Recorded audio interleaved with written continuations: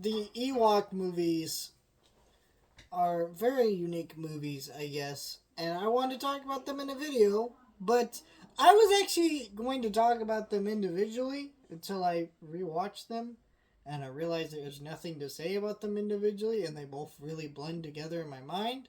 So I thought I would just talk about them both in one video, do the cartoon in another video, and then we'll move on to the prequel movies.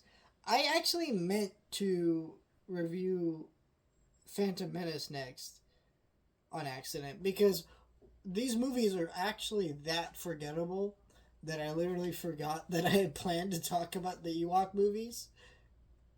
And I was like, shit. Let's start with the positive with these movies. If you have nostalgia, that's a big positive with these movies. I don't, so just keep that in mind. But the actual positives with these movies is they have some amazing creature effects. I mean, George Lucas and his team doing, their stuff back in the 80s in their prime with all the cool practical effects and stuff. These were TV movies, so they don't look quite as polished as a Star Wars movie.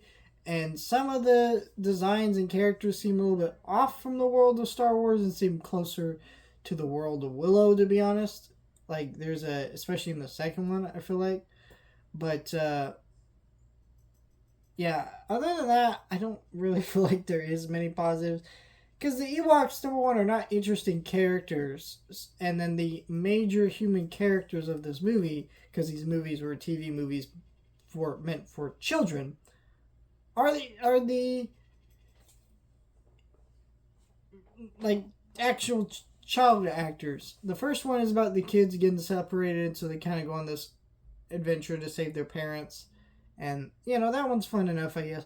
The second one is kind of goofy because like the parents die, if I remember, and then which is kind of dark because one of the main characters is a little girl. Like, she's a very tiny kid.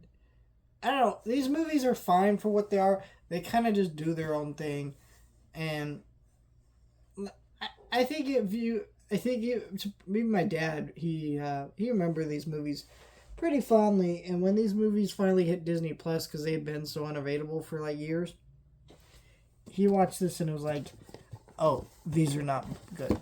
And that's basically how I feel. Like, I've always been curious about these movies for years and years. They had kind of been unavailable. And when I finally got the ability to actually watch them, I was bored. And even watching them now, I'm still kind of bored.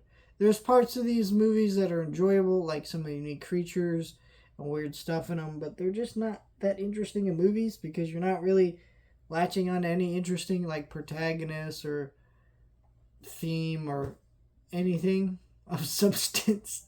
They're just very boring Ewok movies.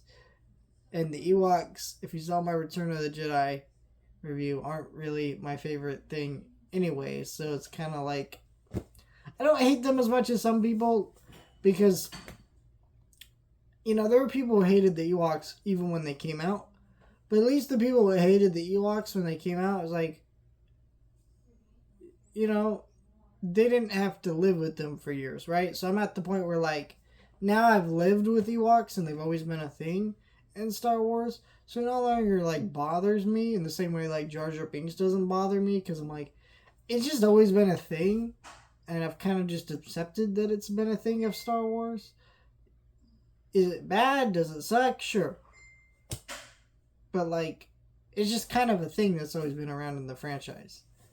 I feel like some of the sequel trilogy movies and some of the movies, and the way they made me feel, the feeling for that's a little bit more passionate because, I've had years to not years, well, yeah, years to sit with everything else, but I remember my out of the theater reactions with the sequels, which I didn't have with anything else Star Wars. So, I don't know.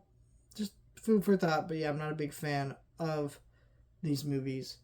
Let me know your thoughts.